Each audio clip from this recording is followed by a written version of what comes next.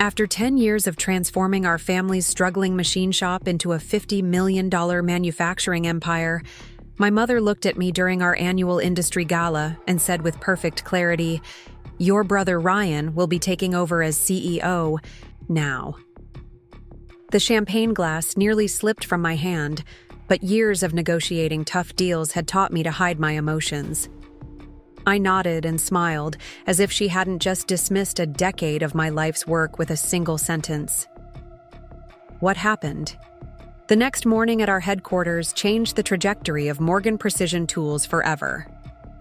The Westfield Hotel ballroom continued buzzing with conversation and laughter as I stood there, paralyzed by my mother's words.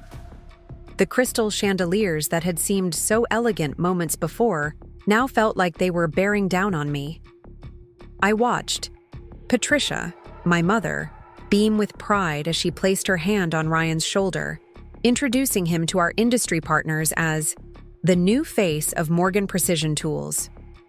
My brother, who had spent the last 8 years traveling through Europe and Asia, finding himself, while I worked 16-hour days salvaging our family legacy. "Congratulations," I managed to say, raising my glass toward Ryan, "to new beginnings." The words tasted bitter on my tongue. Our investors and suppliers raised their glasses, oblivious to the storm brewing behind my practiced smile. Only Marcus, my operations director and closest confidant, caught my eye from across the room. He knew. He had witnessed every sacrifice I'd made to drag this company back from the brink of collapse.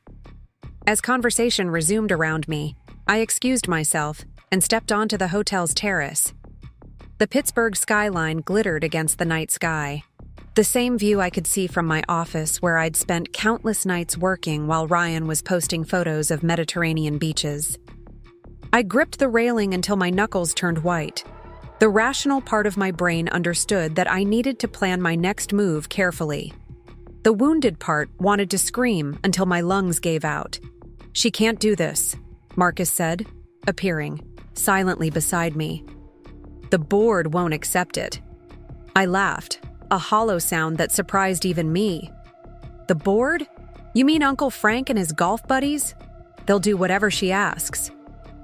I straightened my shoulders, composure returning. "But that doesn't mean I will." Morgan Precision Tools wasn't always a $50 million company. My father, Thomas Morgan, started it 25 years ago in a leased warehouse space with 3 second-hand machines and a dream. He was a brilliant machinist, but a reluctant businessman. When Pittsburgh's steel industry began its decline, he recognized an opportunity to provide specialized tools for the factories that remained. I grew up watching him work, fascinated by the precision and artistry of metalworking. Our dinner conversations revolved around material tolerances and client demands. My mother handled the books, though she made no secret of her distaste for the noise and grime of the shop floor. Ryan, 4 years younger than me, showed early talent at the lathe, but quickly lost interest when he discovered he could charm his way through life instead. By the time I finished my engineering degree, the company was floundering. Dad's health was declining, outsourcing had intensified competition, and our equipment had become outdated. When I proposed joining the business, my father was hesitant. "This is no life for you, Alex," he said, gesturing around the shop. "You have opportunities we never had." But I saw something he didn't: potential. With modernization and strategic pivoting, we could transform from a local machine shop into a specialized manufacturer for growing industries. It took 3 months to convince him to let me try. The first 2 years were brutal. I worked on the shop floor by day, handled paperwork by night, and took online business courses on weekends. Dad watched skeptically as I secured a small loan to purchase our first CNC machine. "That's a lot of debt," he cautioned. "When that machine tripled, our production capacity within 6 months." His skepticism began to fade. Meanwhile, Ryan had dropped out of college and was backpacking through Europe, occasionally calling to ask for money. My parents always sent it, no questions asked. "He's finding his path," Mom would say. I was too busy finding our company's future to argue. When Dad suffered his first heart attack, everything accelerated. During his recovery, I took full control of operations with Mom handling customer relations. I focused on the aerospace and medical equipment sectors, where precision was paramount and overseas competition less fierce. Every profit was reinvested. Newer equipment, skilled operators, quality control systems. After Dad passed away, 3 years ago, I became the de facto head of Morgan Precision Tools. My mother retained majority ownership, but day-to-day operations fell to me. Under my leadership, we expanded from a single location with 15 employees to 4 manufacturing facilities, employing over 200 people across Pennsylvania and Ohio. The transformation wasn't just in size, but in capability.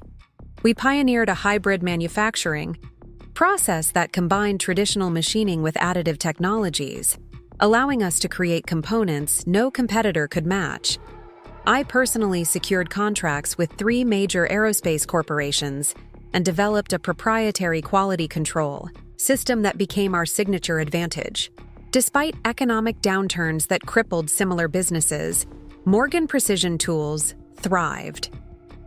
Our annual revenue crossed $50 million last quarter, a milestone that would have seemed impossible a decade ago.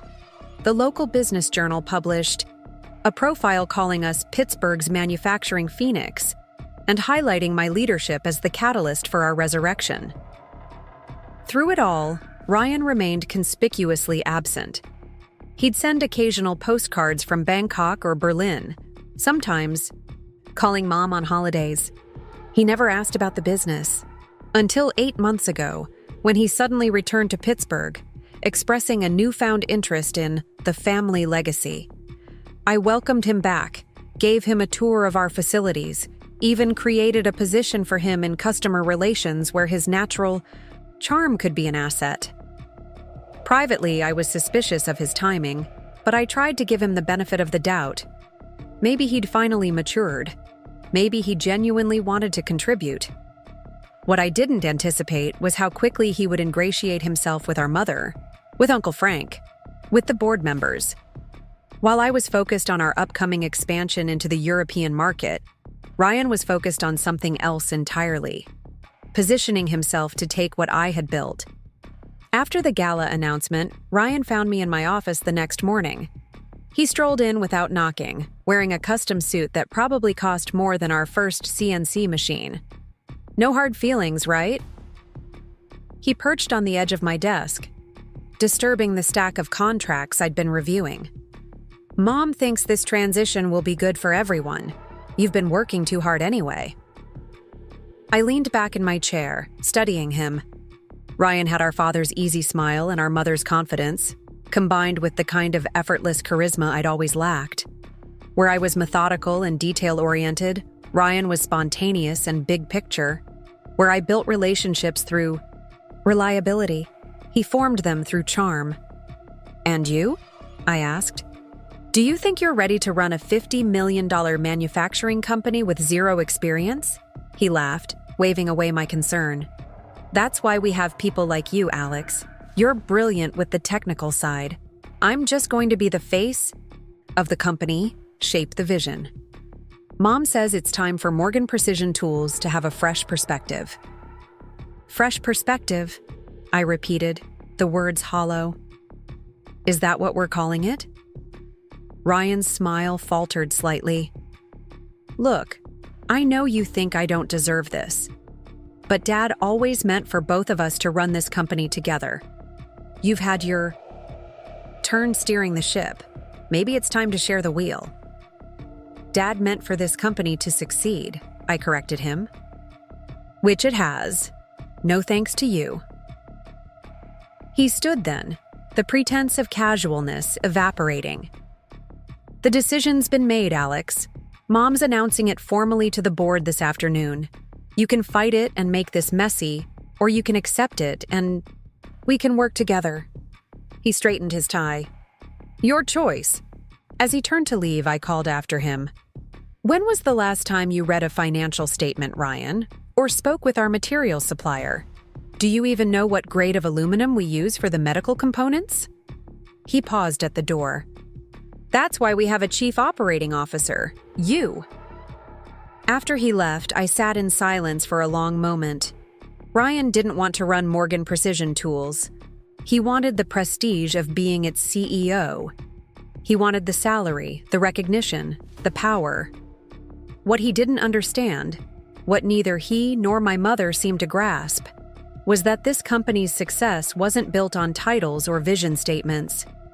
It was built on expertise, on relationships forged through years of proven reliability, on technical innovations that couldn't be delegated to others.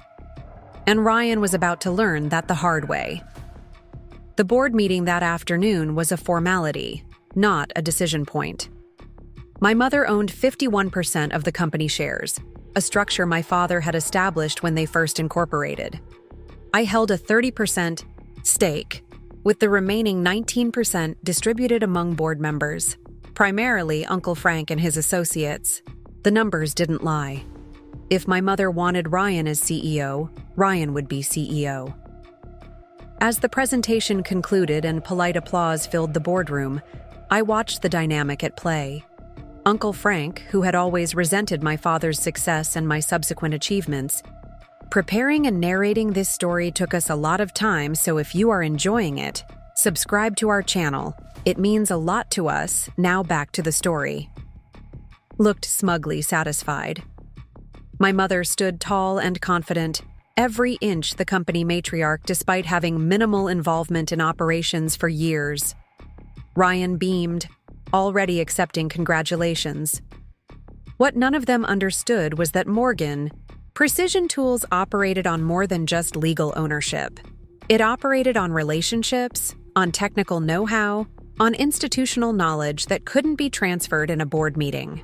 Eleanor Chen, our longtime business advisor and my personal mentor, found me in my office afterward. She closed the door quietly behind her. "Your mother is making a grave mistake," she said without preamble. Eleanor had never been one to soften difficult truths. "Ryan has charisma, but he doesn't have your technical expertise or industry relationships." I nodded, staring out the window at the factory floor below. "She's always favored him. Even when Dad was alive, she defended his absence, his lack of commitment." "It's more than favoritism," Eleanor said carefully. "Patricia is afraid." Afraid? Of what? Of losing control. You've built this company beyond anything she or your father ever imagined. Each innovation, each expansion has taken it further from the small family business they started. Ryan is predictable to her, controllable. The realization settled over me slowly. This wasn't just about Ryan versus me. This was about maintaining the illusion of control in a company that had outgrown its founder's vision. "There's something else you should know," Eleanor added. "I overheard Ryan and Frank discussing plans to sell off the medical division. They think it's too specialized, too dependent on your personal oversight." The medical division, my most significant achievement. The contracts I had secured, the proprietary processes I had developed, all potential collateral damage in Ryan's pursuit of quick profits. "They can't do that," I said, though I knew legally they could. "Not without consequences," Eleanor agreed.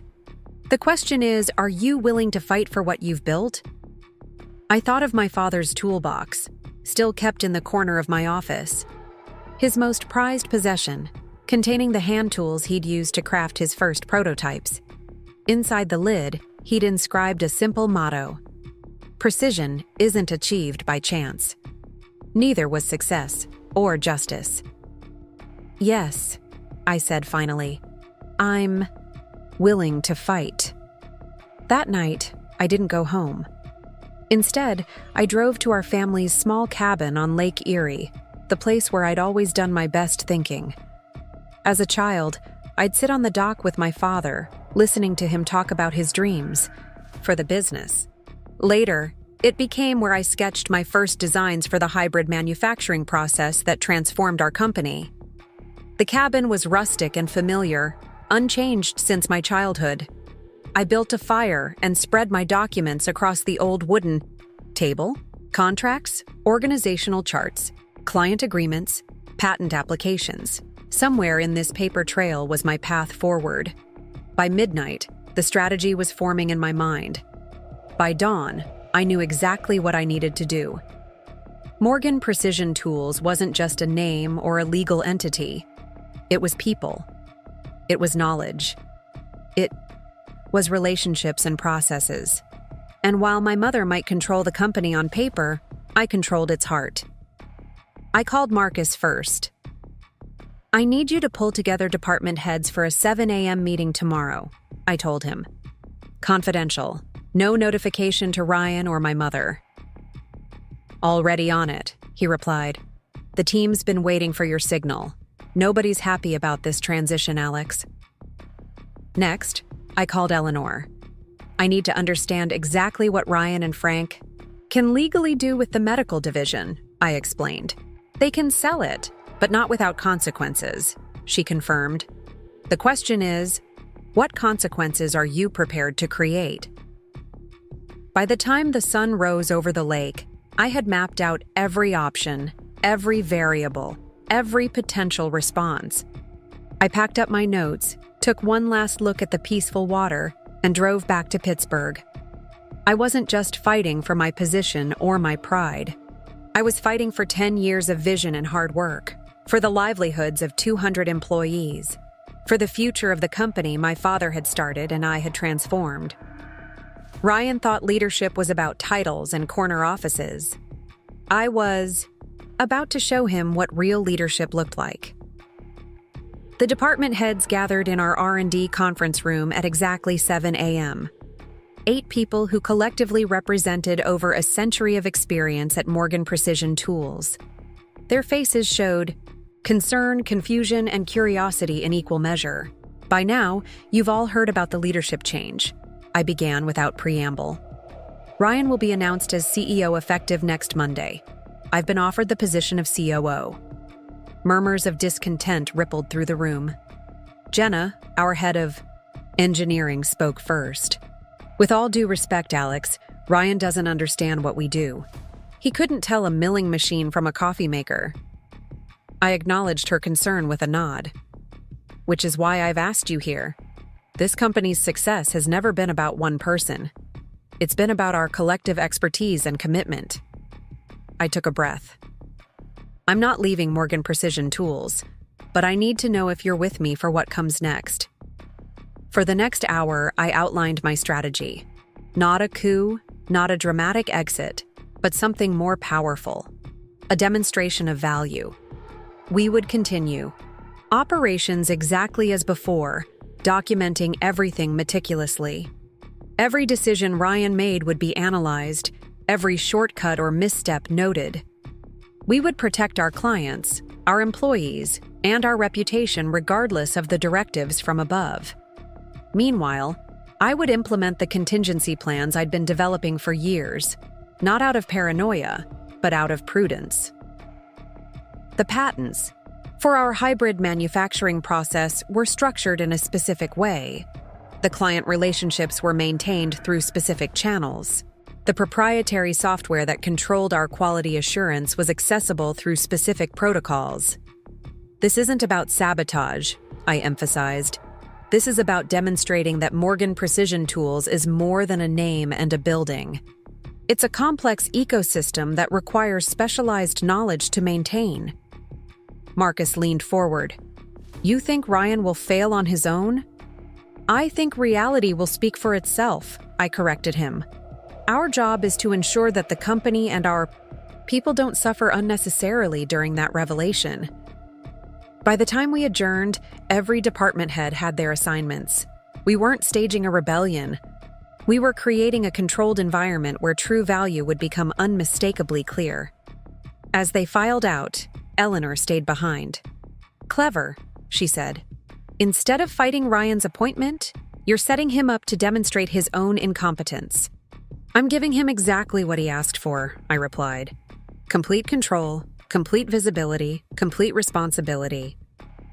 She studied me thoughtfully. And what if he surprises you? What if he succeeds? I smiled for the first time in days.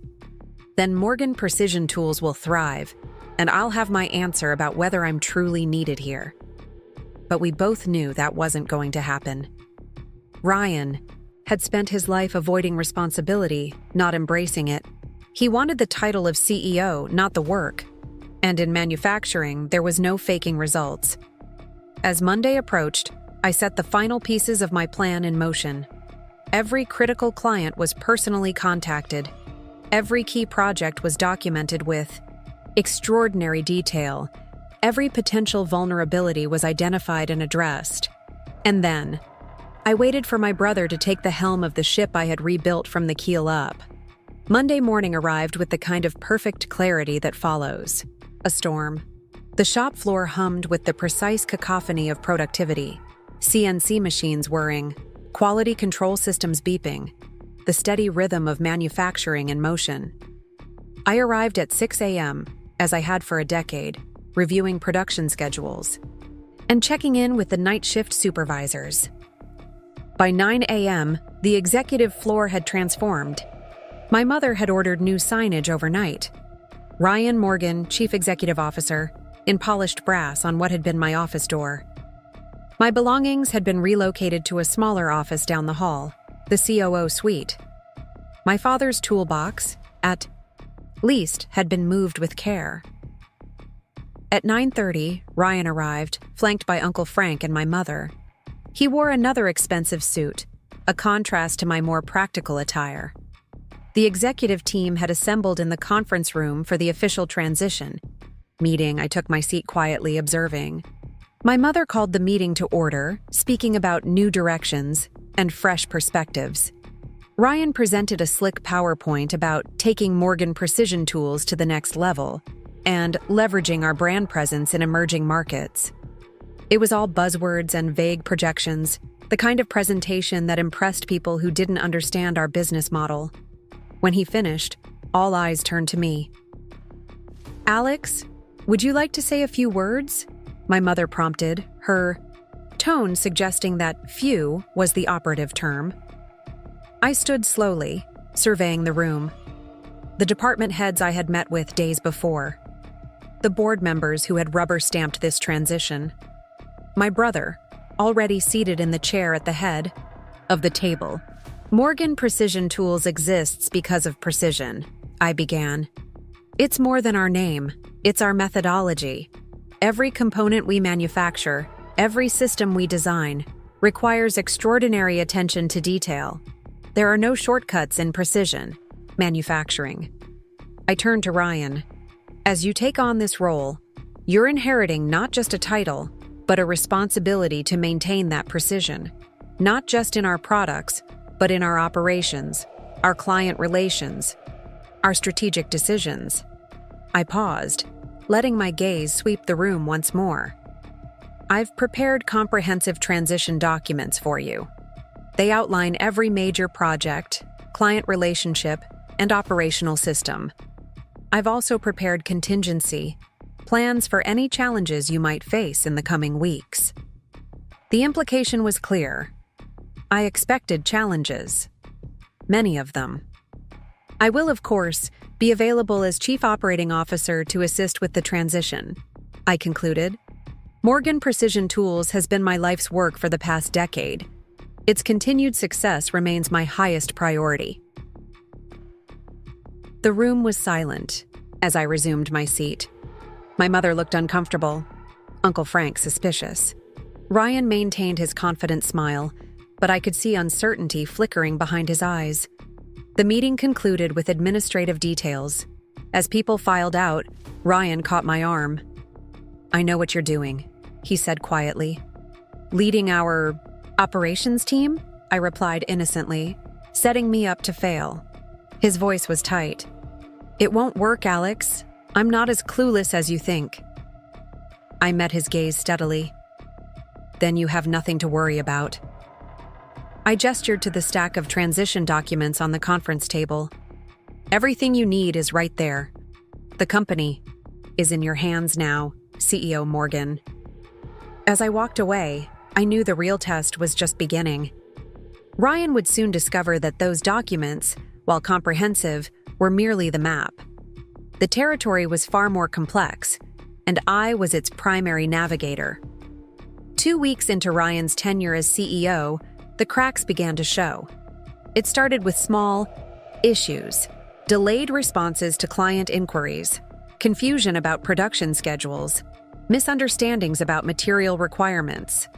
I addressed each problem efficiently in my role as COO, but documented every instance meticulously.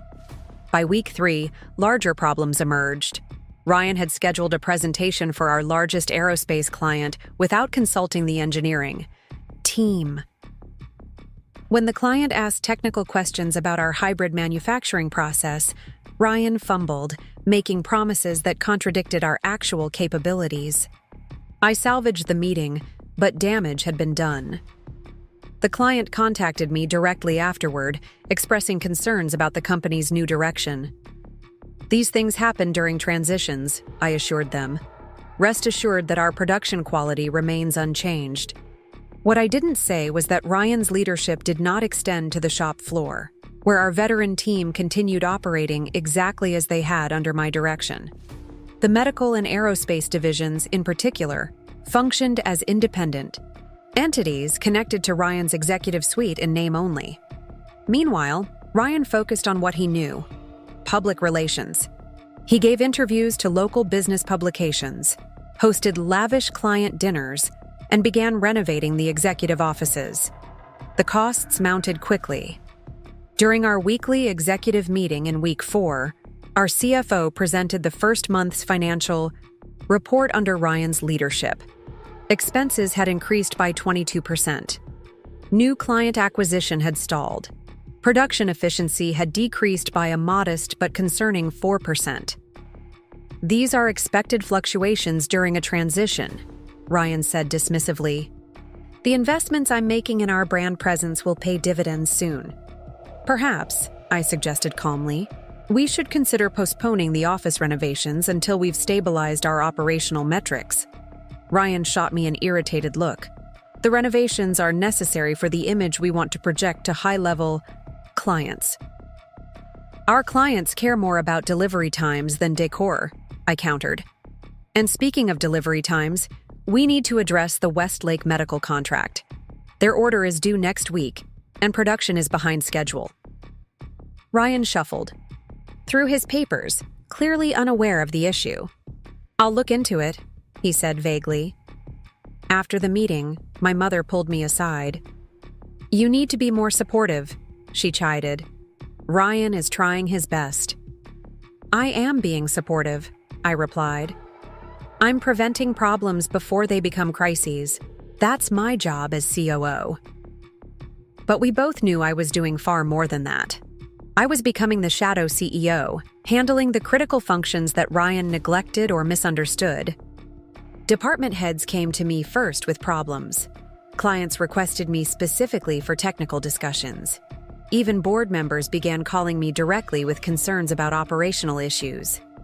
The turning point came 6 weeks in, when our largest aerospace client threatened to pull their contract after Ryan promised delivery timelines that our production team knew were impossible.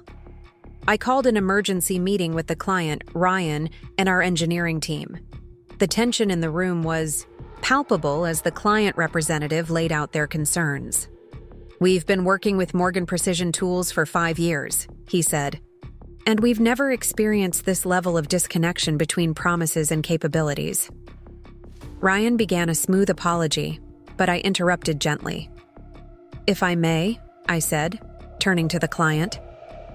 I've reviewed the specifications and consulted with our engineering team. We can meet your requirements with a modified production schedule. I slid a detailed proposal across the table. This maintains your overall project timeline while giving our team the necessary setup time for the precision components. The client reviewed the document, nodding slowly. This is the kind of detailed planning we're accustomed to from your company, he said, looking directly at me. Then, pointedly to Ryan, this is what we expect from Morgan Precision Tools. After the client left, Ryan exploded. "You undermined me in front of a major client." "I saved a $4.2 million contract," I corrected him. "That's what matters." "I'm the CEO," he snapped. "You work for me, not the other way around." I regarded him calmly. "I work for Morgan Precision Tools, as do you. And right now, the company is suffering under your leadership." That afternoon, I received a summons to my mother's office. She and Uncle Frank were waiting, their expressions grim. "This isn't working, Alex," my mother said without preamble. "Your undermining of Ryan's authority is creating confusion throughout the company." "I'm preventing disasters," I replied. "The aerospace contract would have been lost without my intervention." Uncle Frank leaned forward. "Perhaps it would be better if you took a leave of absence. Give Ryan space to establish his leadership, without your shadow looming over him."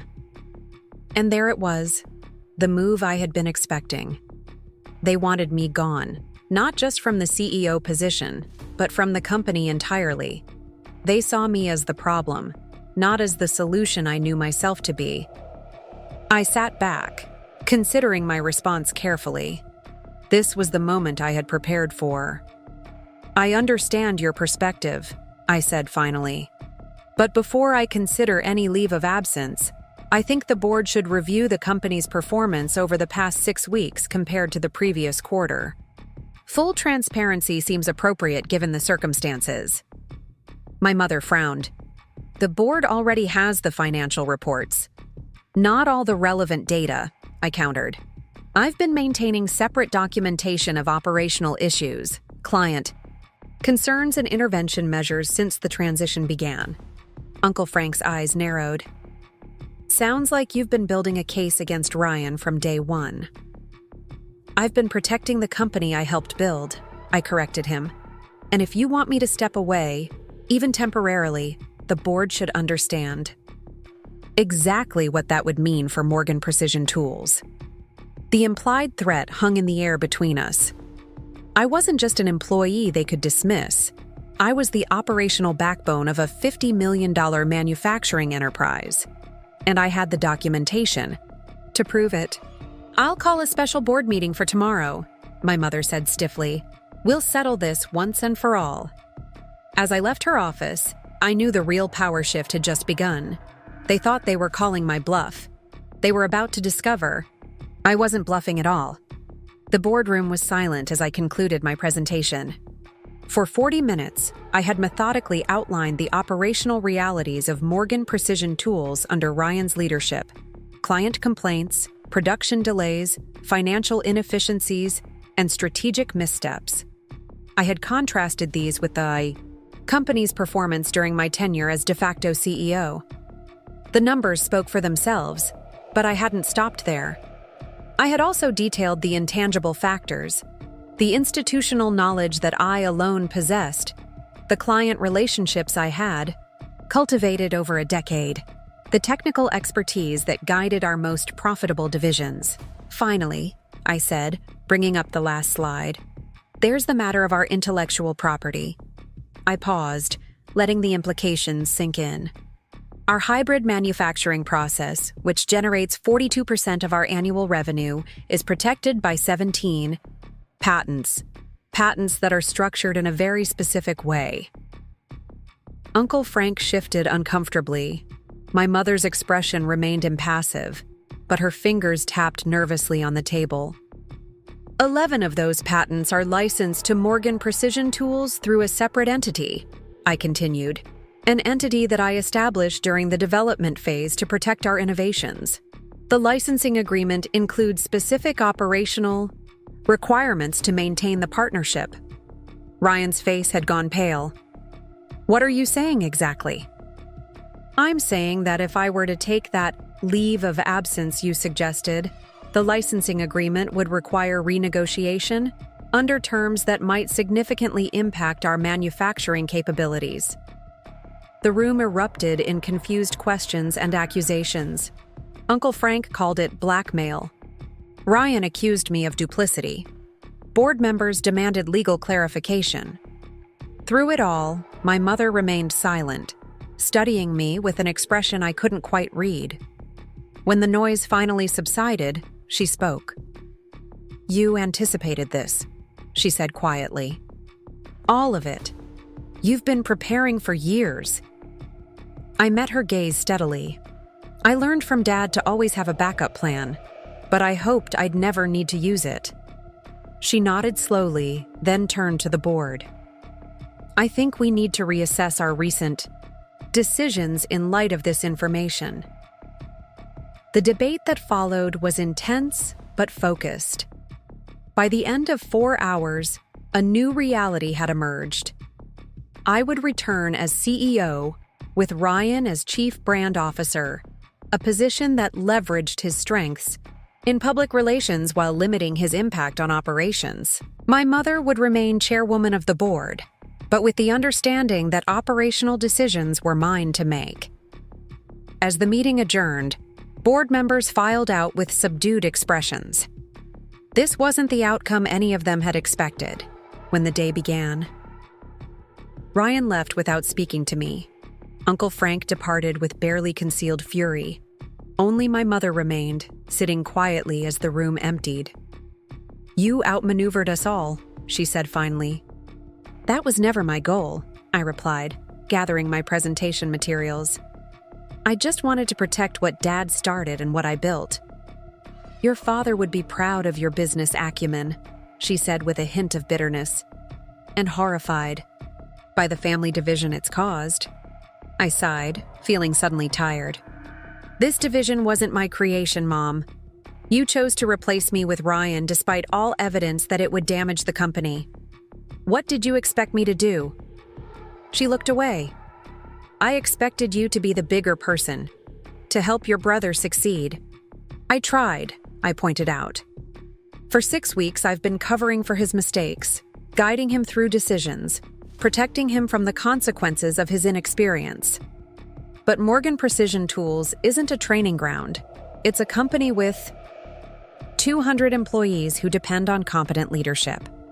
My mother stood, smoothing her jacket with practiced composure. "Well, they have that leadership back now. I hope you'll find a way to work with your brother going forward. He's still family, regardless of today's events." As she reached the door, I asked the question that had been haunting me for weeks. "Why did you do it, Mom? You knew he wasn't ready. You knew what I had accomplished. Why try to replace me with Ryan?" She paused, her hand on the doorknob. "Because he needed it more than you did," she said simply. "You were always going to succeed, Alex, with or without this company.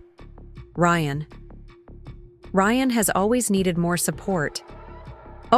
With that, she left, leaving me alone in the boardroom with the scattered papers of my presentation and the weight of a victory that felt strangely hollow. The news spread quickly throughout Morgan Precision Tools.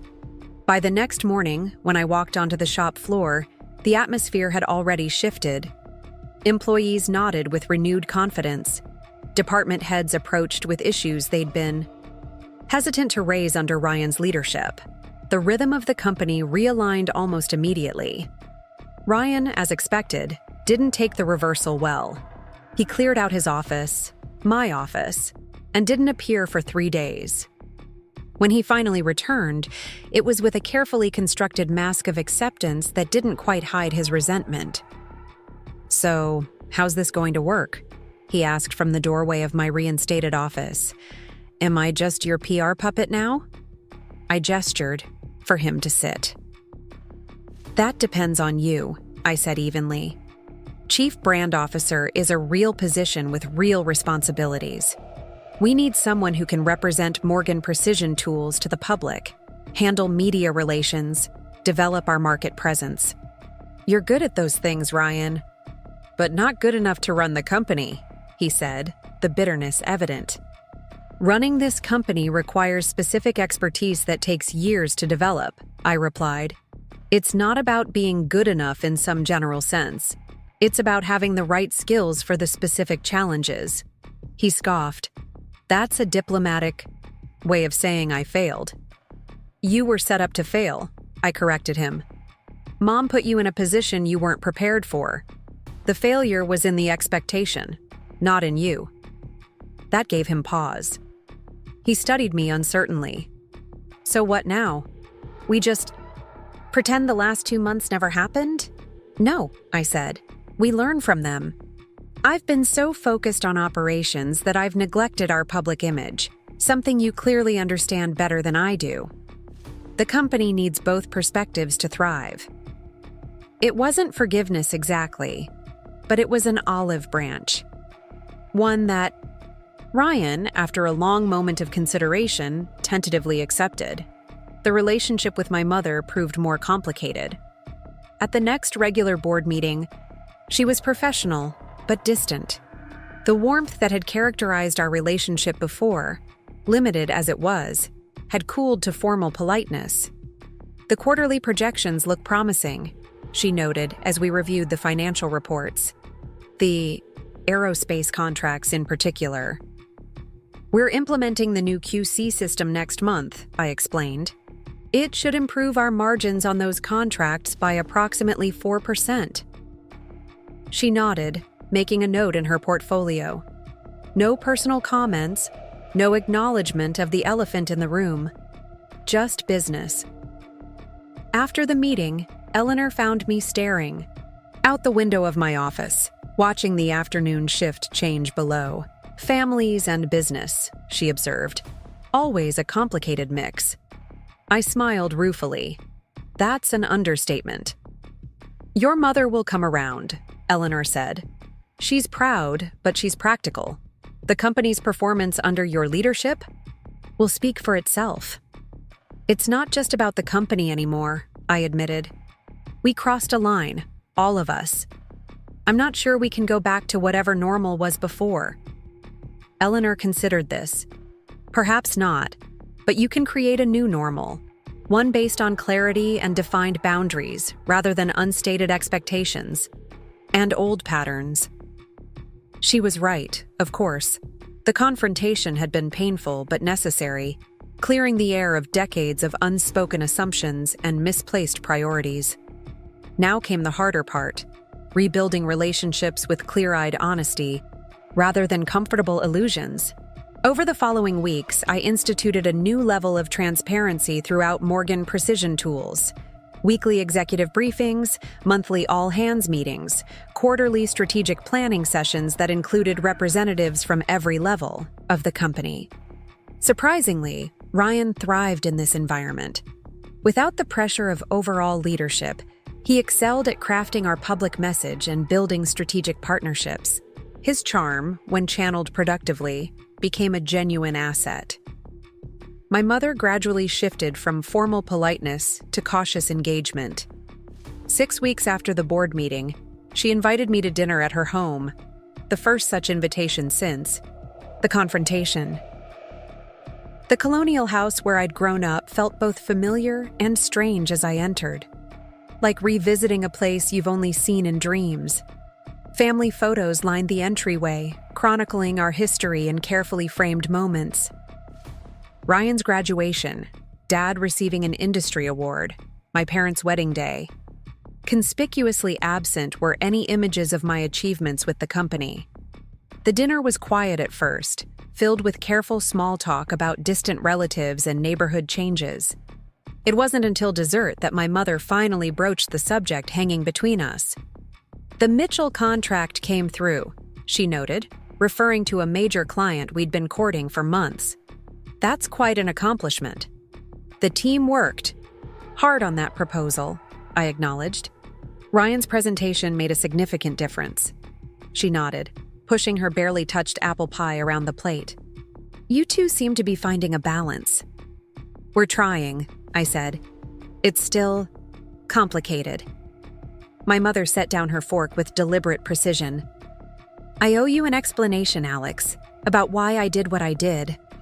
I waited, giving her the space to continue.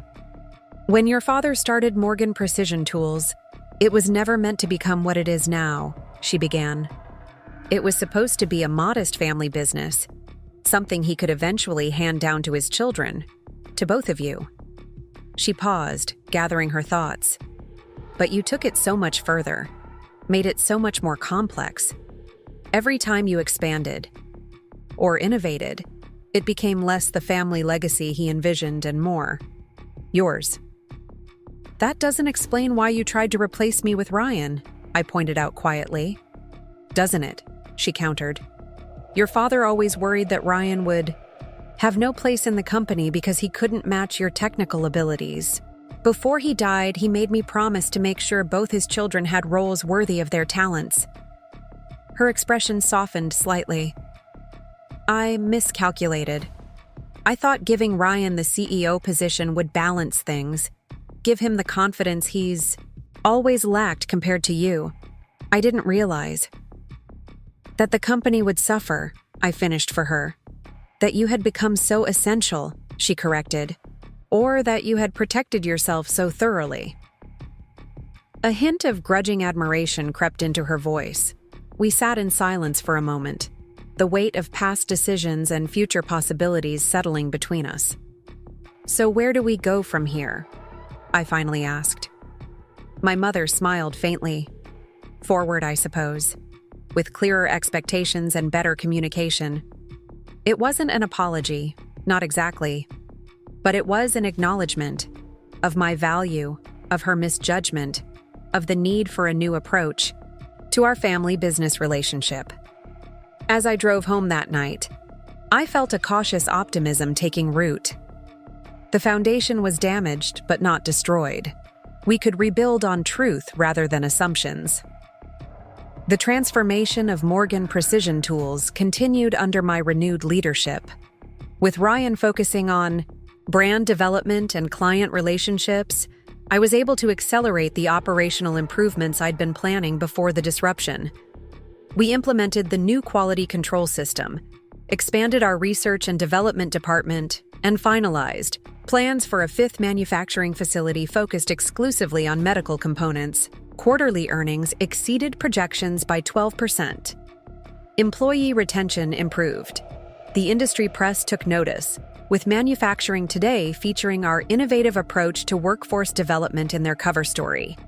Even Uncle Frank grudgingly acknowledged the company's positive trajectory during board meetings, though he remained coolly professional in our interactions. Some wounds would take longer to heal than others. Ryan's transformation was perhaps the most surprising development. Without the pressure of overall company leadership, he flourished in his role as Chief Brand Officer. His natural charisma and networking abilities, previously channeled into personal pursuits, now served Morgan Precision Tools effectively. He established relationships with industry influencers, negotiated favorable media coverage, and even launched a scholarship program for engineering students that generated significant goodwill in the community. 6 months after my reinstatement, as CEO, Ryan stopped by my office late one evening. I was reviewing production reports, my desk cluttered with spreadsheets and technical drawings. "Still burning the midnight oil?" he asked, leaning against the doorframe. I glanced up, noting the relaxed set of his shoulders, the absence of the defensive posture that had characterized our interactions for so long. Some habits are hard to break. He entered, taking a seat across from me. "I've been thinking about what happened," he said without preamble. "About why Mom did what she did." "We've discussed it," I said cautiously. "Not everything," Ryan replied. "I pushed for it, Alex, for the CEO position. I told Mom it was what Dad would have wanted." He met my gaze squarely, something new in his expression. Accountability, perhaps. I convinced myself I deserved it. That all those years I spent avoiding responsibility were somehow preparation. The admission hung between us, unexpected and oddly freeing. "Why are you telling me this now?" I asked. He shrugged, a gesture reminiscent of our father. "Because I was wrong. And because I'm actually happier doing what I'm doing now than I would have been trying to fill your shoes." A self-deprecating smile played at his lips. "Turns out I don't enjoy reading production reports until midnight." I found myself smiling back, the tension that had defined our relationship for years easing slightly. Not everyone does. "I've got a proposal," Ryan continued. "A brand repositioning that I think could help us capture a bigger share of the emerging biotech market." He placed a folder on my desk. "I've done the market research, talked to potential clients. I think there's real potential here." I opened the folder, scanning the contents with growing interest. The proposal was thorough, well-researched, strategically sound. It showcased a side of Ryan I'd rarely seen, the capacity for focused effort, when he was genuinely engaged with a project. "This is good work," I acknowledged, looking up to find him watching me anxiously. "Really good work." The relief on his face was palpable. "So you'll consider it?" "More than consider it," I said. "I think we should present it to the board next week. Together." Something shifted between us in that moment. Not a complete healing of old wounds, but a step toward a new kind of relationship. Not just brothers, not just colleagues, but partners in a shared enterprise with complementary strengths. As Ryan left my office that night, I found myself reflecting on the strange journey that had brought us to this point. The crisis that had nearly destroyed our family business had ultimately strengthened it. The conflict that had threatened to permanently divide our family had created space for more honest connections. The following months brought steady growth for Morgan Precision Tools. The biotech initiative Ryan had proposed opened new markets for our precision components. The fifth manufacturing facility broke ground ahead of schedule. Our company valuation climbed past $60 million, then $65 million. Throughout this period of prosperity, I maintained the structural protections I had established years before. The Führer patents remained licensed through my separate entity. My 30% ownership stake remained secure. Key client relationships continued to be personally cultivated. Not out of lingering distrust, but from the hard-earned wisdom that even the closest family relationships required clear boundaries in business. A year after the failed leadership transition, we celebrated the 25th anniversary of Morgan Precision Tools' founding. Unlike the tense, formal gala that had started this chapter, this celebration took place at our original manufacturing facility, now renovated as a training center for new employees. The guest list included everyone from board members to machine operators, reflecting the inclusive culture we had worked to establish. My mother gave the opening remarks, her voice strong despite her 70 years. "Thomas Morgan started this company with 3 machines and a dream," she began, her gaze sweeping across the gathered employees. "He could never have imagined what it would become. None of us could." She paused, her eyes finding mine in the crowd. "But transformation is the heart of manufacturing, taking raw materials and creating something of greater value. Morgan Precision Tools has undergone its own transformation over the years, particularly under the leadership of my son, Alex." The acknowledgement, public and unequivocal, sent a ripple of surprise through the room. My mother had never so openly credited my role in the company's success. And now, with Ryan Morgan bringing his talents to our brand development, we are positioned for even greater achievements in the decades to come. She raised her glass. "To Morgan Precision Tools, past, present, and future." As applause filled the room, I felt a presence at my elbow. Eleanor Chen, elegant as always in her signature red blazer, offered a knowing smile. "Quite a different tone from last year's event," she murmured. "Progress," I agreed, watching as my mother navigated through the crowd, stopping to speak with various employees. "More than progress," Eleanor corrected. "Victory, not just in maintaining your position, but in changing the fundamental dynamic of your family business." I considered her words as the celebration continued around us. Victory had once seemed simple, keeping control of the company I had built. But the true victory lay in transforming conflict into collaboration, in converting crisis into opportunity for growth, both for Morgan Precision Tools and for the relationships that had created it. Later that evening, as the event wound down, I found myself alone with my mother and Ryan in what had been my father's original office. The space was now a small museum of sorts, preserving his desk, his original technical drawings, and yes, his toolbox, which I had insisted be returned to its rightful place. "Dad would be proud," Ryan said, breaking the comfortable silence. "Of all of us." My mother nodded, running her fingers along the edge of the weathered desk. "He always said the company would find its proper path. I didn't understand what he meant until recently."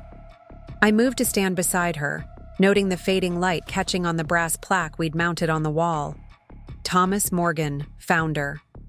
Soon we would need to add a second phase to our company's historical display, documenting its transformation from struggling local business to industry leader. "I was thinking," I said carefully, "about establishing a formal succession plan.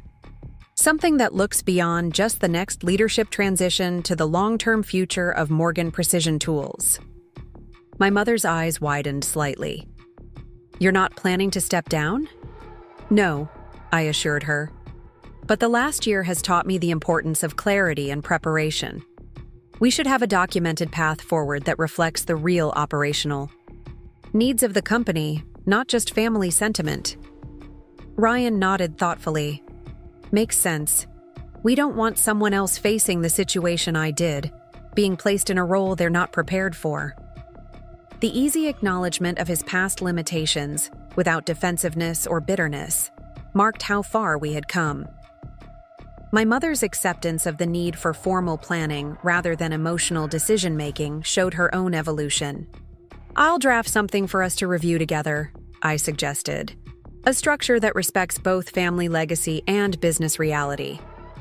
As we left the building together, the setting sun cast long shadows across the parking lot. The original Morgan Precision Tools facility looked small next to our modern headquarters across the street, a physical reminder of how far we had come from those humble beginnings. "You know," my mother said as we reached our cars, "your father always said that the true test of a business isn't how it handles success, but how it navigates crisis." Her gaze, direct and clear, met mine. "We've passed that test, I think." I nodded, finding unexpected emotion tightening my throat. "We have." The drive home that night took me past all 4 of our manufacturing facilities, each illuminated in the darkness by security lighting, each humming with second shift activity. I felt a familiar pride in what we had built, but it was tempered now with a deeper understanding. Morgan Precision Tools was more than buildings and equipment, more than contracts and patents. It was a complex ecosystem of relationships, professional and personal, historical and evolving.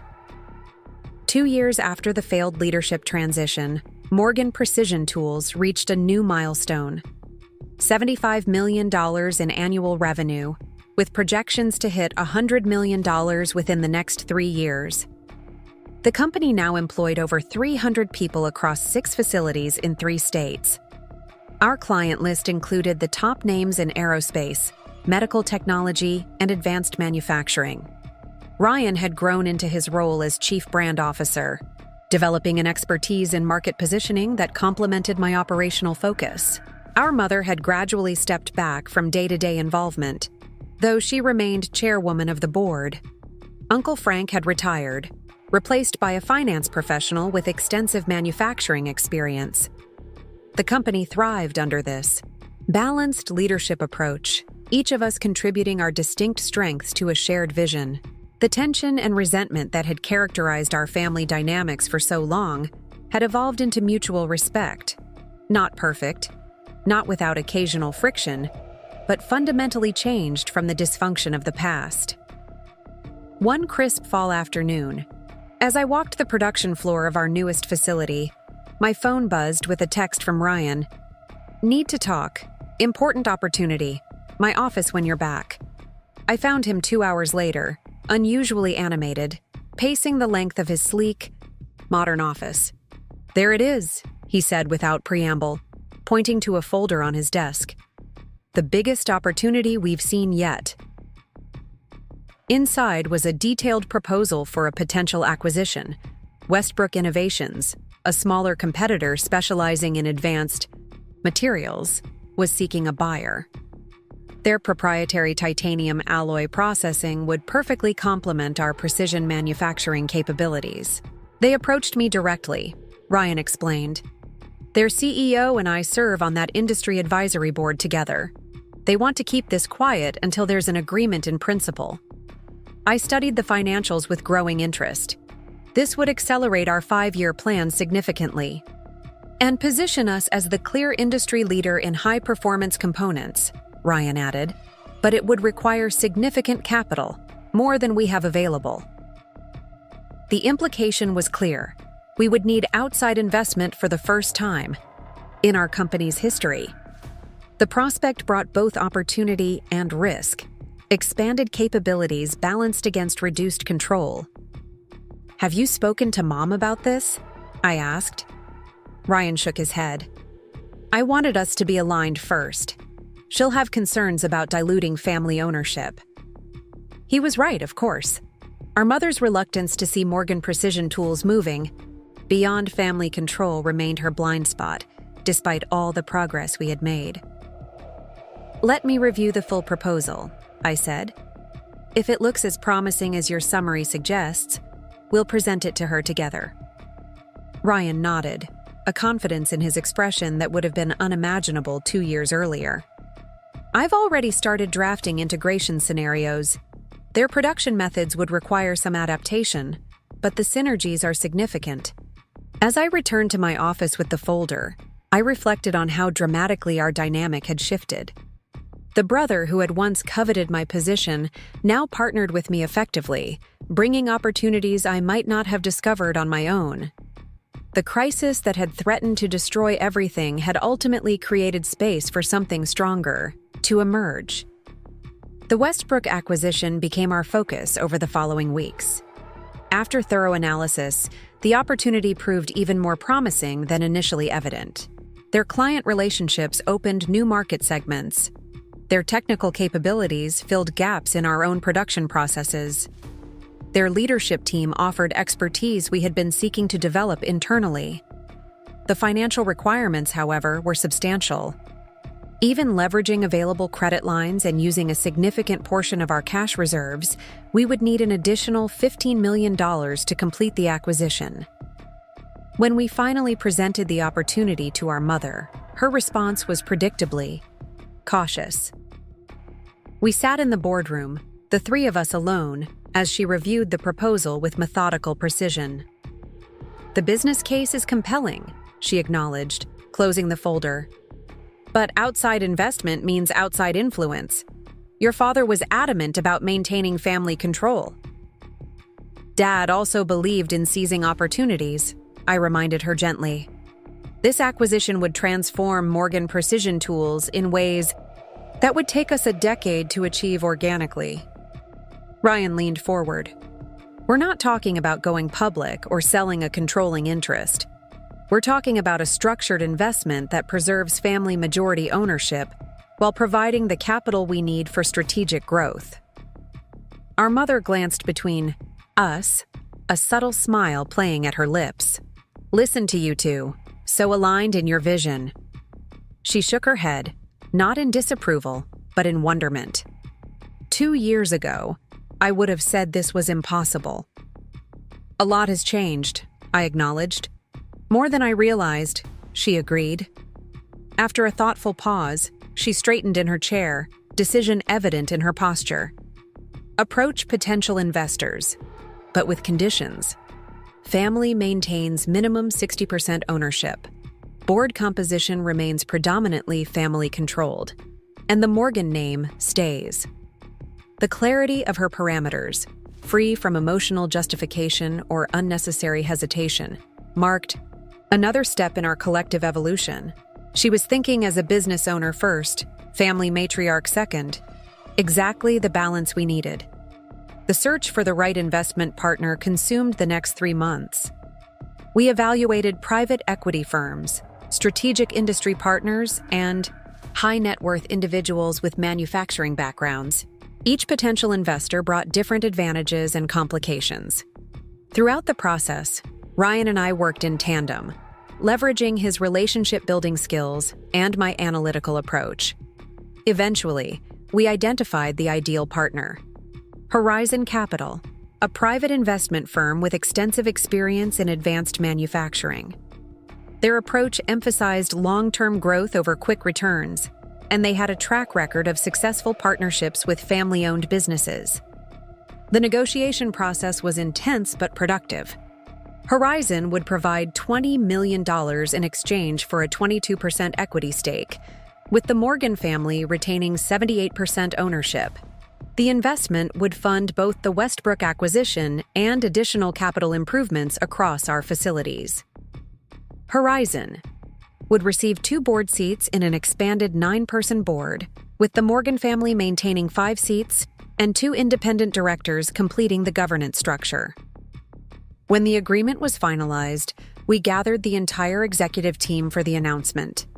The energy in the conference room was electric as I outlined the acquisition and growth strategy that would take Morgan Precision Tools beyond $100 million in annual revenue. This represents more than just an expansion of our capabilities, I concluded.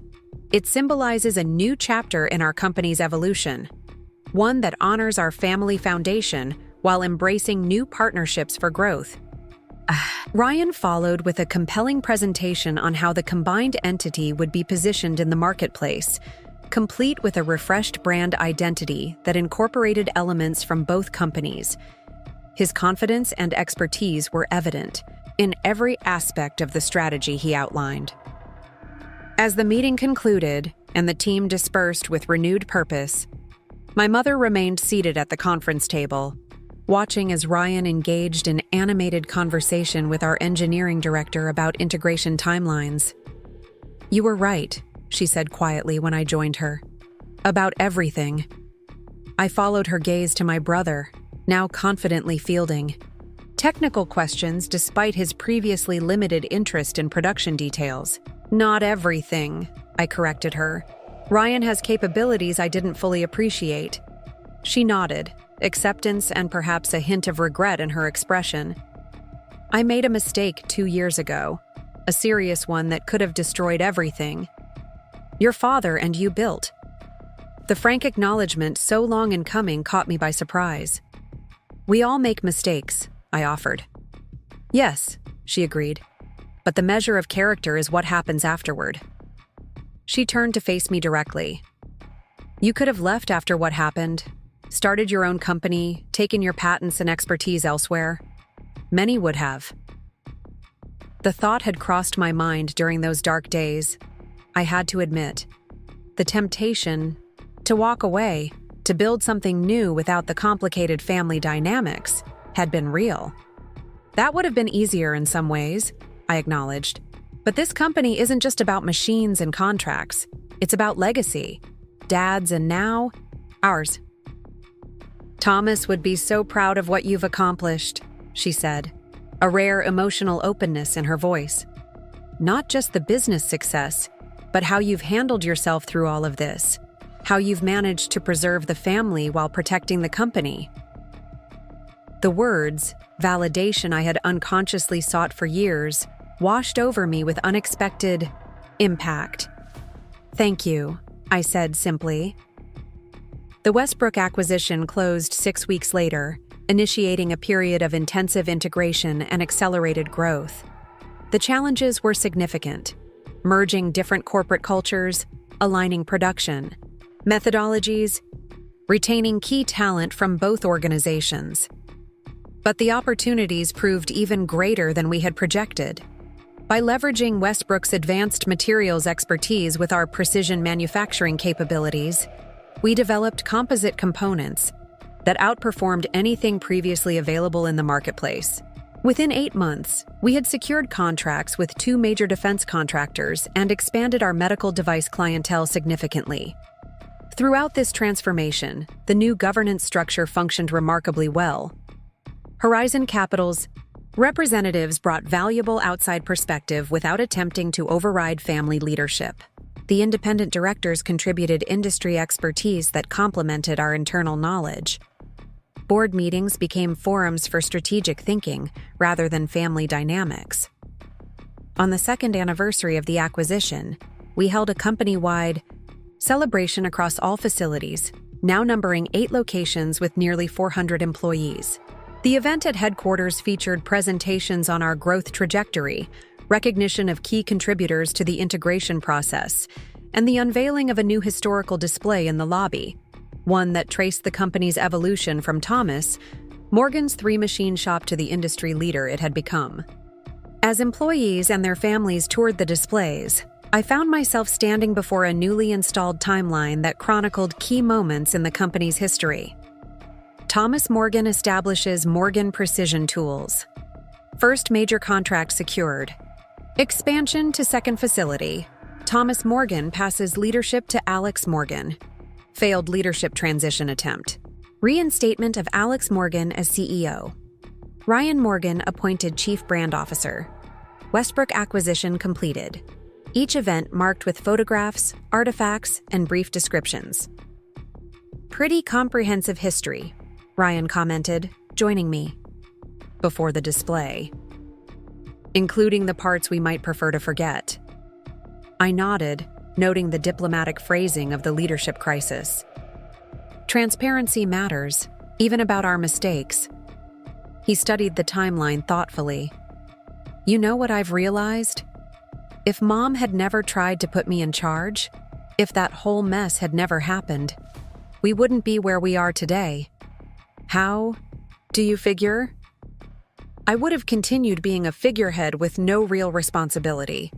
You would have continued carrying the entire company on your shoulders, and we'd probably still be a $50 million company with limited growth potential. He gestured toward the timeline. That crisis forced all of us to confront reality about our capabilities, our relationships, our future. His insight struck me as profoundly true. The painful upheaval had ultimately created space for authentic growth, for the company and for each of us individually. My mother had evolved from controlling parent to thoughtful chairwoman. Ryan had transformed from entitled son to capable executive. And I had grown from defensive builder to collaborative leader. As the celebration continued around us, I found myself thinking of my father's weathered toolbox, still kept in his preserved office. Inside the lid, his handwritten motto, "Precision isn't achieved by chance. Neither was success, in business or in family. Both required intentional effort, careful calibration, and the courage to make adjustments when systems failed." Morgan, Precision Tools, now stood at the threshold of becoming a $100 million enterprise, far beyond what my father had envisioned when he started with those 3 second-hand machines. The company's future stretched before us with remarkable potential. Built on a foundation stronger than mere financial success, we had created something rare, a family business that had weathered crisis and emerged with both the business and the family intact. Not unchanged, but perhaps improved by the refining fire of conflict resolved through truth. The transformation of Morgan Precision Tools continued under my renewed leadership. With Ryan focusing on brand development and client relationships, I was able to accelerate the operational improvements I'd been planning before the disruption. We implemented the new quality control system, expanded our research and development department, and finalized plans for a 5th manufacturing facility focused exclusively on medical components. Quarterly earnings exceeded projections by 12%. Employee retention improved. The industry press took notice, with Manufacturing Today featuring our innovative approach to workforce development in their cover story. The article highlighted our apprenticeship program, which paired experienced machinists with local technical school graduates, creating a pipeline of specialized talent that other manufacturers struggled to develop. The attention brought new opportunities. 3 potential clients contacted us directly after reading the feature, including a major medical device manufacturer that had previously worked exclusively with overseas suppliers. Their procurement director visited our facility, impressed by the clean room capabilities we'd developed for sensitive components. "You've created something remarkable here," he commented during the tour. "The precision quality combined with your production capacity is unique in the domestic market." His words validated the strategic direction I'd championed for years: investing in specialized capabilities that overseas competitors couldn't easily replicate. The resulting contract added $2 million in annual revenue and cemented our position in the medical manufacturing sector. Even Uncle Frank grudgingly acknowledged the company's positive trajectory during board meetings, though he remained coolly professional in our interactions.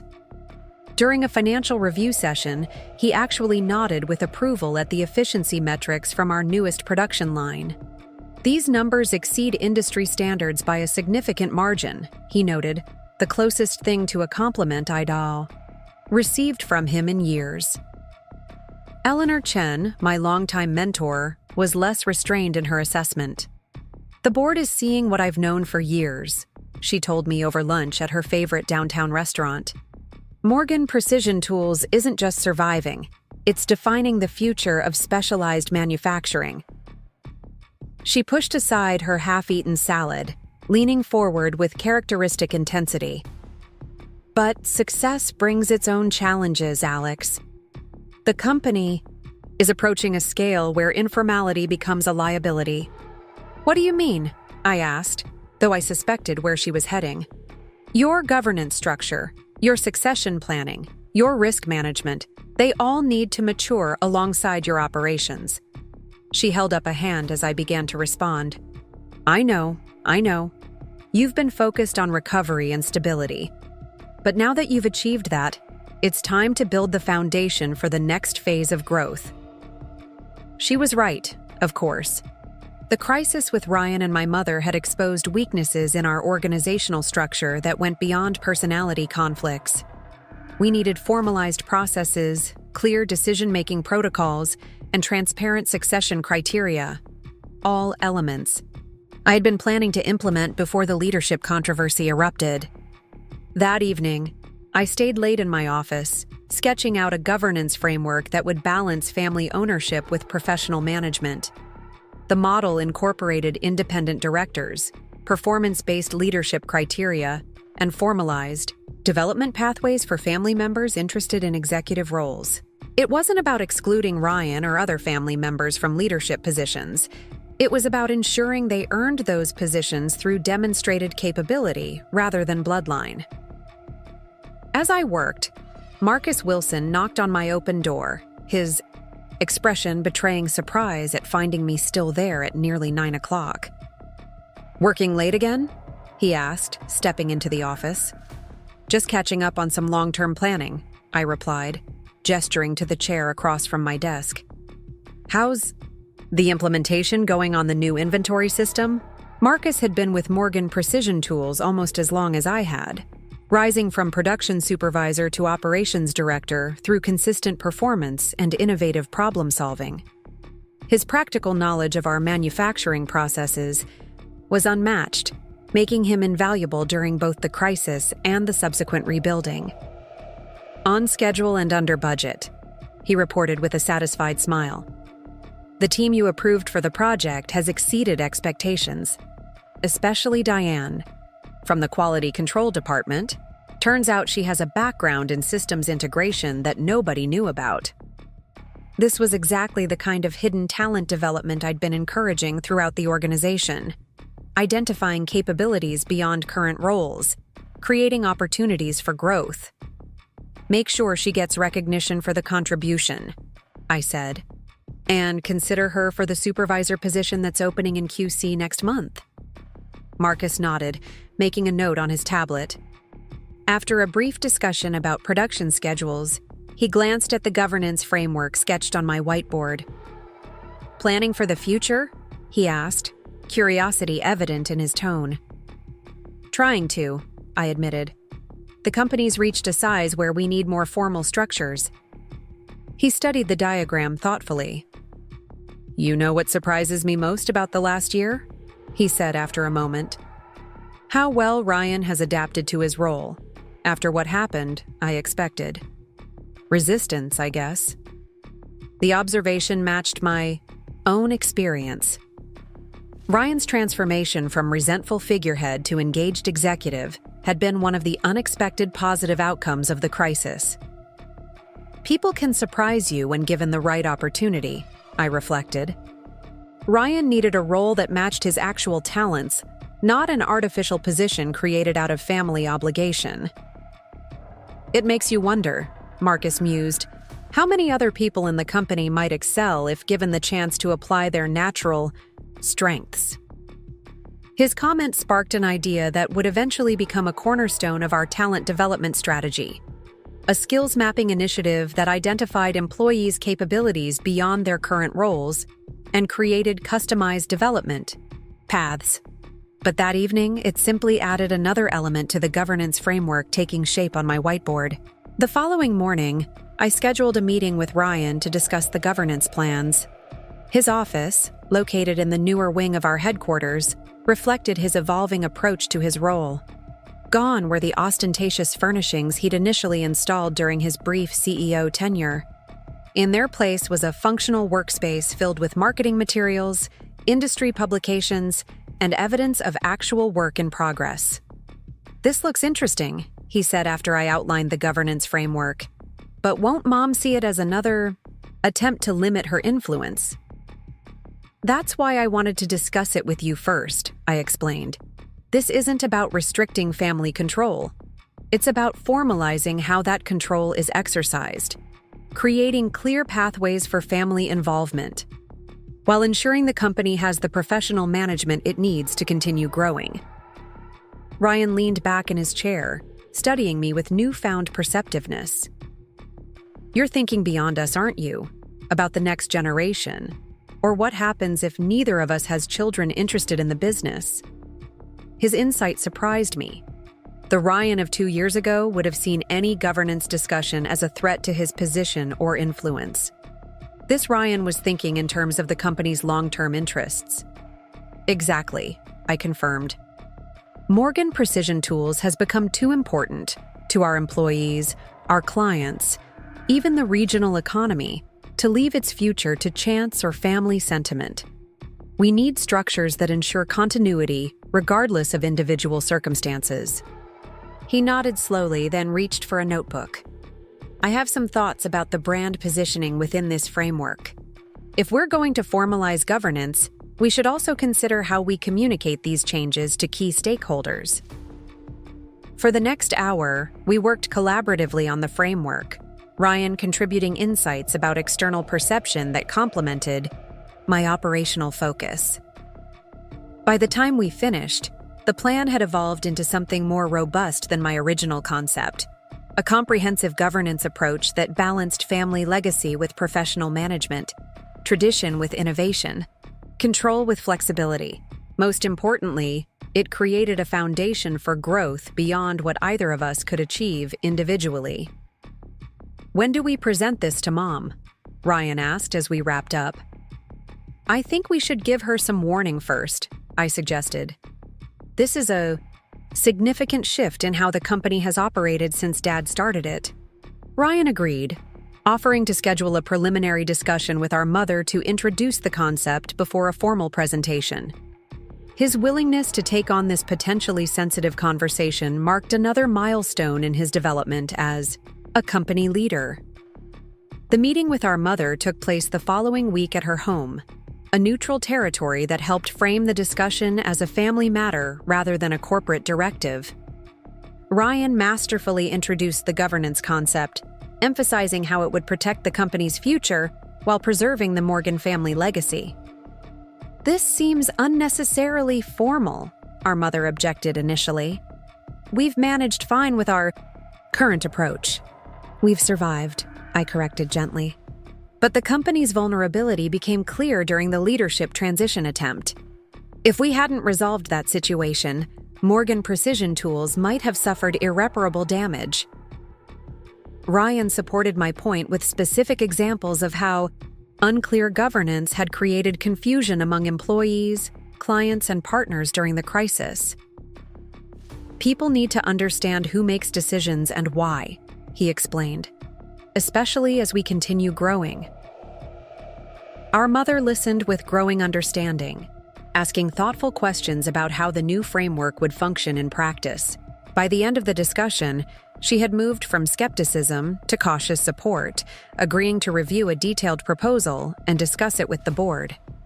As we left her house that evening, Ryan gave me an approving nod. She's coming around. A year ago, she would have dismissed this outright as unnecessary corporate bureaucracy. A year ago, we weren't having these conversations as equals, I pointed out. The dynamic has changed. He glanced back at the house, his expression thoughtful. The irony is that her misguided attempt to put me in charge ultimately created a healthier relationship between all of us. Not immediately, obviously, but eventually. The observation contained a profound truth. Through the pain and conflict of the failed leadership transition, we had been forced to confront realities that might otherwise have remained buried, about capabilities, motivations, and the true requirements for effective leadership. The resulting clarity, though hard-won, had created space for authentic collaboration rather than the superficial harmony that had characterized our family dynamics before. Over the next month, we refined the governance framework into a formal proposal for the board.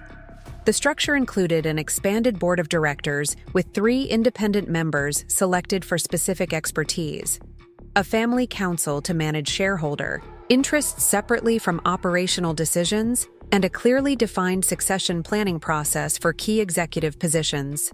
The board meeting where we presented the proposal marked another watershed moment for Morgan Precision Tools.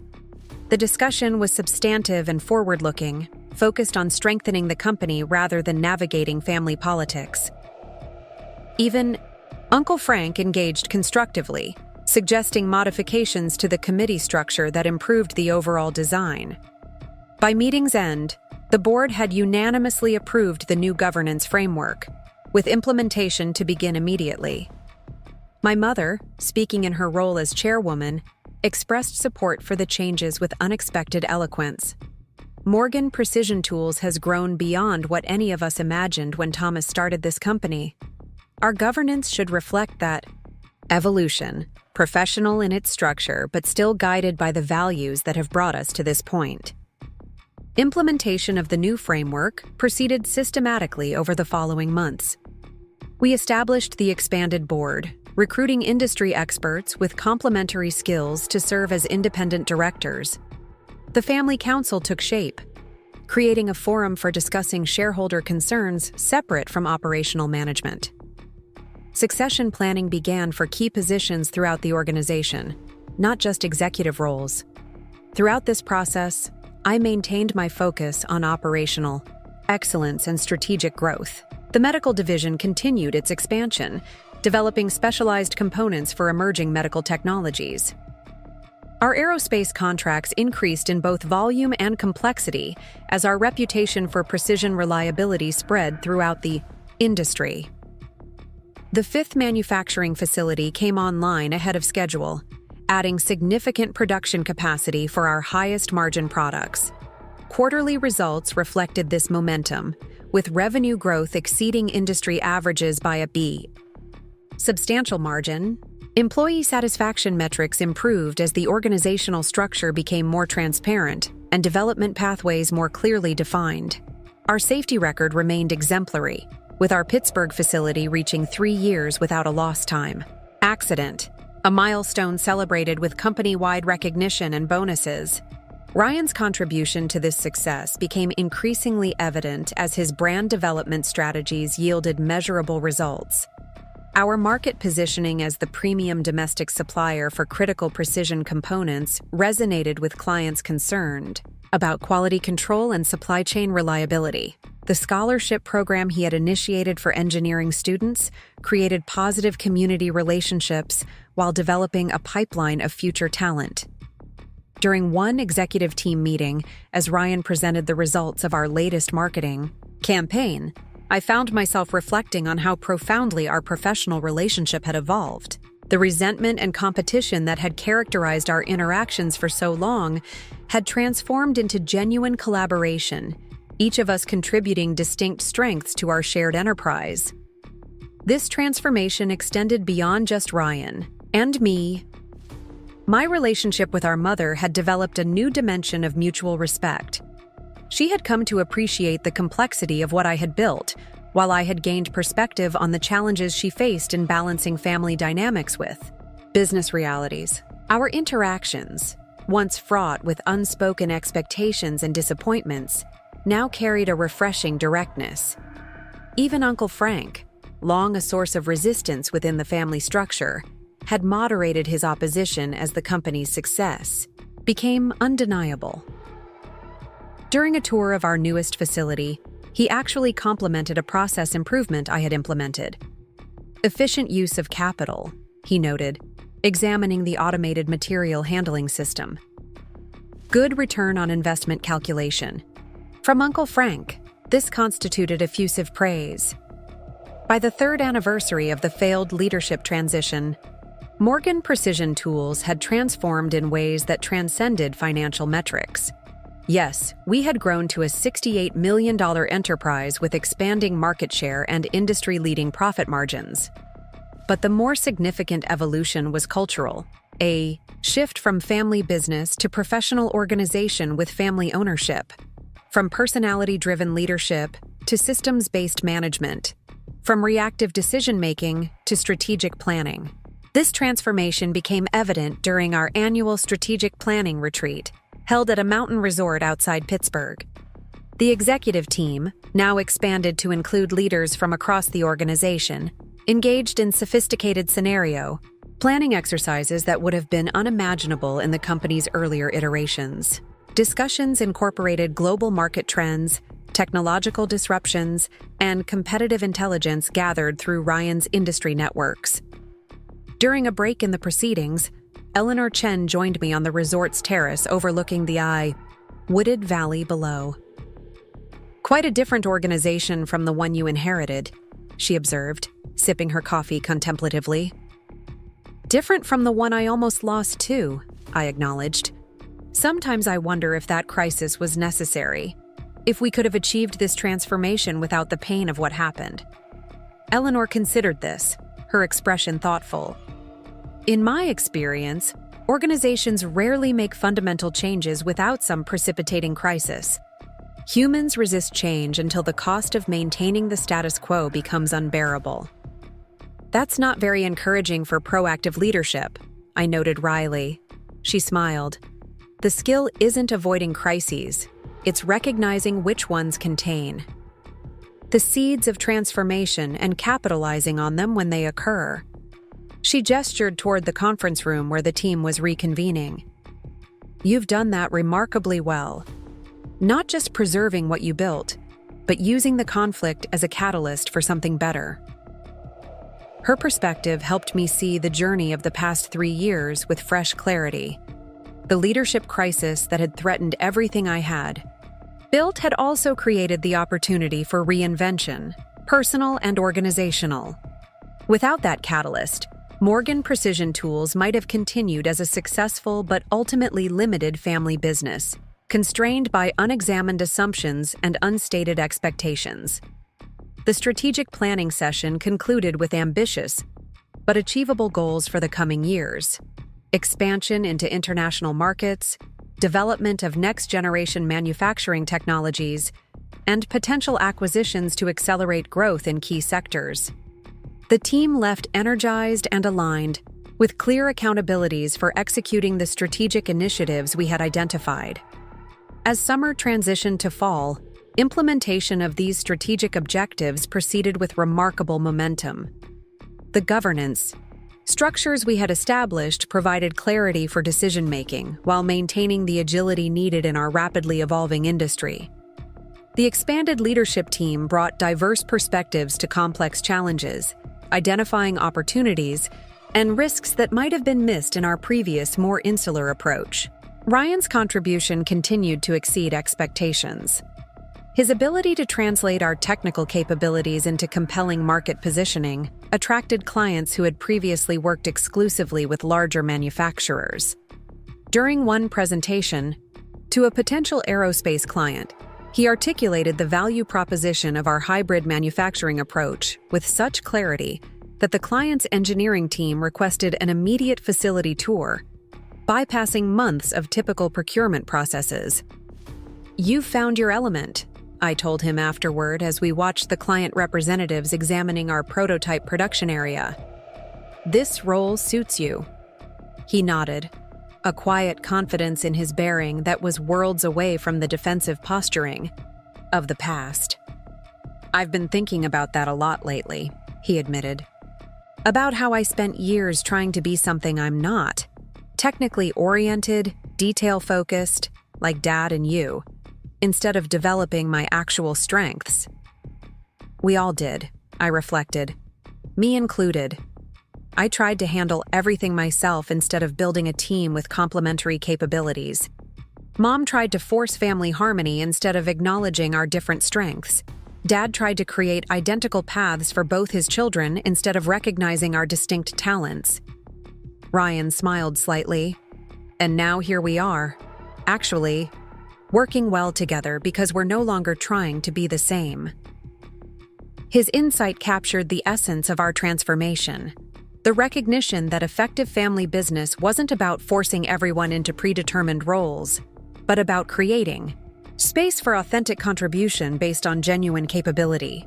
The company had flourished not despite our differences, but because we had finally learned to leverage them effectively.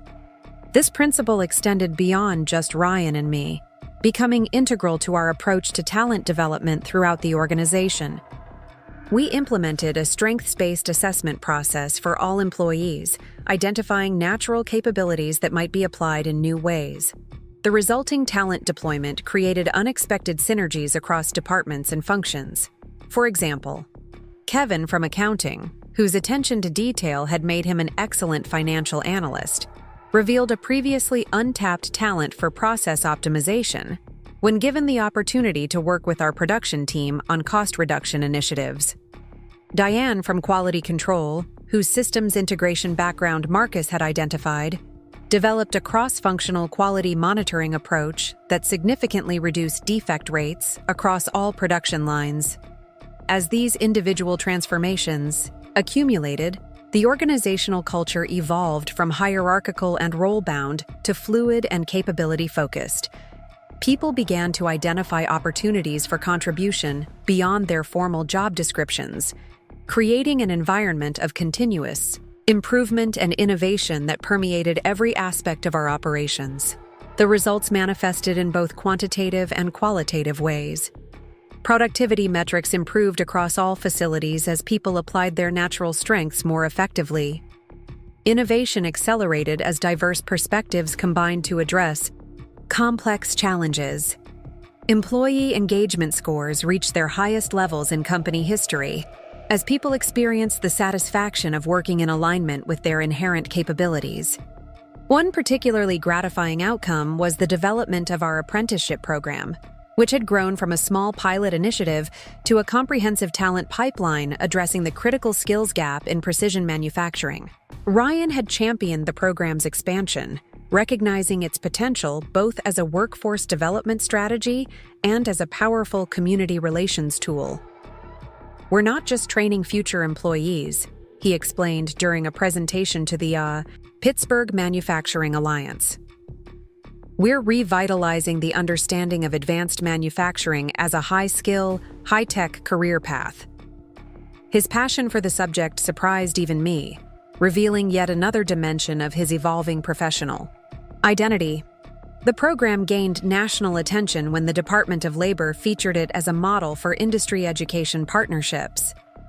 The resulting publicity highlighted Morgan Precision Tools as an innovative leader in workforce development, enhancing our reputation among clients, competitors, and potential employees. This recognition coincided with a significant milestone, our 70th month of consecutive growth since my reinstatement as CEO. The executive team gathered for a modest celebration, reflecting on the journey that had brought us to this point. "When I look at where we were just a few years ago," Marcus commented, raising his glass, "and where we are today, it's almost hard to believe it's the same company." "Not the same company," I corrected gently. "And not the same people either." The transformation extended beyond the professional sphere, influencing my personal relationships within the family as well.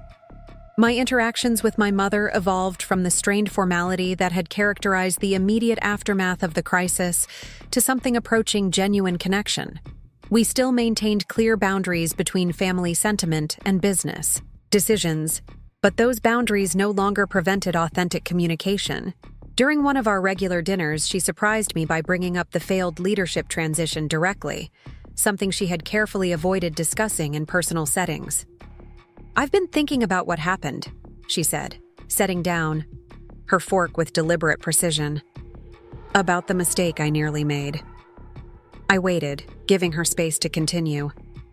"I was trying to fulfill what I thought was your father's wish, for both his children to have a place in the company he built." She shook her head slightly. "But I realize now that Thomas would have been horrified by the way I went about it. He valued competence above all else, even family loyalty. He also believed in learning from mistakes," I reminded her, "and creating opportunity from setbacks." She nodded, a faint smile touching her lips.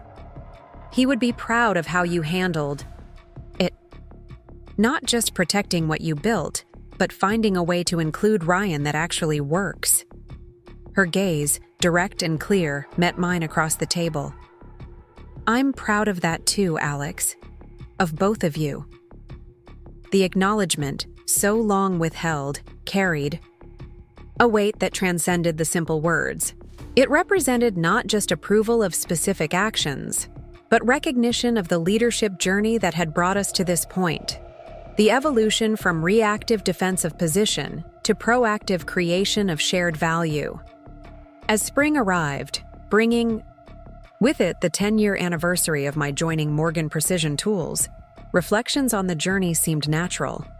The company had transformed from a struggling regional manufacturer on the verge of bankruptcy to an industry leader with national recognition and expanding global presence. The workforce had grown from 15 dedicated but underutilized employees to over 300 skilled professionals developing next-generation manufacturing capabilities. Most significantly, the family dynamics that had once threatened to destroy everything I had built had evolved into a functional partnership leveraging complementary strengths toward shared objectives. Ryan had found his authentic place within the organization, contributing value in ways neither of us had anticipated during the dark days of the failed transition. Our mother had shifted from controlling matriarch to supportive chairwoman, providing governance oversight while respecting professional management boundaries. Even Uncle Frank, long a source of resistance within the family structure, had gradually accepted the new reality, acknowledging the company's success under the governance framework we had established. During one board meeting, he actually supported my proposal for expanded research and development funding against another director's objection, an unprecedented alignment that signaled how profoundly relationships had evolved. To mark the anniversary, we organized a company-wide celebration that honored both the past and future of Morgan Precision Tools. The event, held at our original facility now converted to a training center, brought together employees from all locations, along with key clients, suppliers, and community partners. Historical displays chronicled the company's evolution from humble beginnings to industry leadership, highlighting both challenges overcome and milestones achieved. My mother, in her role as chairwoman, opened the proceedings with remarks that balanced recognition of legacy with enthusiasm for future possibilities. Thomas Morgan started this company with a simple vision: to create precision components that enabled other manufacturers to succeed, she began, her voice strong despite her 72 years. That foundational purpose remains unchanged, even as our capabilities and reach have expanded beyond what he could have imagined.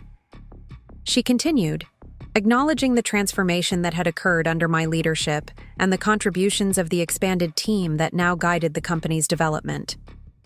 Morgan Precision Tools today represents the best of both worlds, rooted in family values while embracing professional excellence, honoring tradition while driving innovation, respecting our history while creating our future.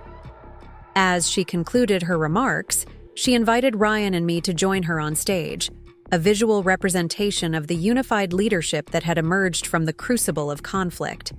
The symbolism wasn't lost on the assembled employees, many of whom had witnessed the tension and uncertainty of the failed transition attempt. Ryan spoke next, focusing on the company's brand evolution and market positioning. His presentation, polished and engaging, highlighted how our technical capabilities translated into client value across diverse industries. The confident expertise he displayed underscored how thoroughly he had grown into his role, developing genuine mastery rather than relying on superficial charm. When my turn came, I focused on the people who had made our success possible: the skilled machinists, engineers, quality specialists, and support staff who transformed vision into reality each day. Morgan Precision Tools isn't defined by its equipment or facilities, impressive as they are, I emphasized. It's defined by the collective expertise and commitment of the people in this room and across all our locations. I then outlined the future direction: continued investment in advanced manufacturing technologies, expansion of our educational partnerships, development of next-generation leadership throughout the organization. The journey that began with Thomas Morgan's vision continues through each of you, I concluded. The precision components we create enable technologies that improve lives around the world. That purpose, that impact, transcends any individual or generation. As the formal program transitioned to tours and demonstrations showcasing our latest innovations, I found a moment of quiet reflection in what had been my father's original office. The space, now preserved as part of our company museum, remained largely as he had left it.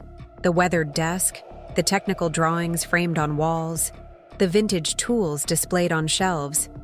Ryan joined me there, his expression thoughtful as he studied a black and white photograph of our father standing proudly beside his first major equipment purchase. "Do you think he ever imagined this?" he asked, gesturing toward the window, overlooking the modern training facility that had replaced the original shop floor. What the company would become? I considered the question, remembering conversations with our father in the early days of my involvement with Morgan Precision. Tools. He imagined growth and success, I replied. But I think the specific form would have surprised him, especially how we got here. Ryan nodded, understanding my reference to the difficult path we had traveled. "The odd thing is," he said after a moment, "I'm actually grateful for what happened. Not the way it happened, obviously. That was painful for everyone. But the outcome." He met my gaze directly. "I'm in exactly the right role now, one I probably wouldn't have found if Mom hadn't tried to make me CEO." His candor reflected how far we had come from the defensive posturing and resentment that had characterized our relationship for so long. The crisis that had threatened to destroy both company and family had ultimately created space for authentic connection based on mutual respect rather than obligatory tolerance. "I feel the same way," I acknowledged. "The company is stronger for having both of us contributing in the ways we do best, and honestly, so is our family." As we rejoined the celebration, watching employees demonstrate manufacturing techniques to fascinated community members, I felt a profound sense of alignment between past and future, family and business, individual and collective purpose. The journey had been neither straight nor easy, containing moments of genuine peril for everything I had worked to build. Yet the destination justified the difficult path, creating something more valuable than I could have achieved through a smoother but less transformative route. Morgan Precision Tools continued its growth trajectory, expanding capabilities and market presence while maintaining the operational excellence and innovation that had become our hallmarks. The governance structures we had established provided stability amid expansion, ensuring that strategic decisions aligned with both short-term objectives and long-term vision. Most importantly, the company culture continued to evolve, balancing the best elements of our family heritage with the professional management needed for sustained success. We had created an organization that honored its roots while embracing its future, preserving the core values that Thomas Morgan had established, while developing the capabilities required in an increasingly complex global marketplace. As I stood amid the celebration, watching Ryan engage with a group of apprenticeship students eager to learn about career opportunities in advanced manufacturing, I reflected on the wisdom that Eleanor Chen had shared during our strategic planning. Retreat. The skill isn't avoiding crises, but recognizing which ones contain the seeds of transformation. The crisis that had begun with my mother's announcement, "Your brother will be taking over as CEO now," had indeed contained those seeds, painful as they were to nurture. From that moment of apparent defeat had emerged a stronger company, more authentic relationships, and a clearer understanding of both individual capabilities and collective purpose. The journey continued, of course. Morgan Precision Tools faced new challenges and opportunities as markets evolved and technologies advanced. But we now approached that future from a position of aligned strength rather than unacknowledged weakness, transparent governance rather than unspoken assumptions, collaborative leadership rather than isolated control. And in that alignment lay the true measure of success, not just in building a $50 million enterprise, but in transforming conflict into collaboration, crisis into opportunity, and family business into lasting legacy. 5 years after the failed leadership transition, Morgan Precision Tools celebrated a remarkable milestone, surpassing $100 million in annual revenue.